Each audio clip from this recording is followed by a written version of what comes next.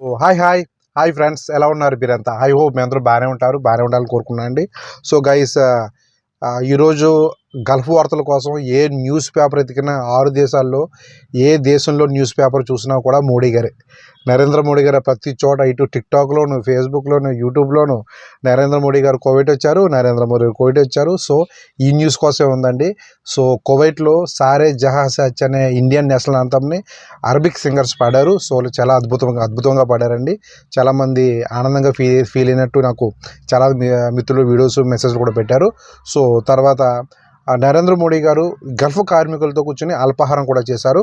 So ఈ Gulf కార్మికులతో చిన్న మీటింగ్లో రాయలసీమ నుండి ఉండే గల్ఫ్ కార్మికులు ఎవరైతే ఉన్నారో, గల్ఫ్ వెళ్ళే వాళ్ళు దూర ప్రాంతాలకు వెళ్ళాల్సి వస్తుంది. వీరి కోసం ఎయిర్పోర్ట్ కోసం కూడా ఒక ప్రత్యామ్నాయ మార్గాన్ని, రాయలసీమలో ఒక ఎయిర్పోర్టు నియమించే ఒక ప్రత్యామ్నాయ మార్గాన్ని కూడా చూస్తామని చెప్పి వార్తా కథనాల్లో చెప్పినట్టు వస్తున్నాయండి. మనకి ఆ మీటింగ్లో చెప్పినట్టు మనకి వార్తలు వచ్చాయి.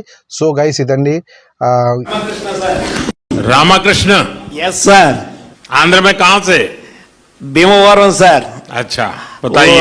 ये अल्लूर सीताराम राज का वो विग्रह प्रतिष्ठा में आया था सर। मैं वहाँ गया था। Yes sir. जिन्होंने आजादी की जंग में सबसे बड़ी लड़ाई लड़ी, उनको श्रद्धांजलि देने के लिए मैं गया था। మొత్తం గల్ఫ్ దేశాల్లో ఏ న్యూస్ చూసినా నరేంద్ర మోడీ గారు కనబడుతున్నారు.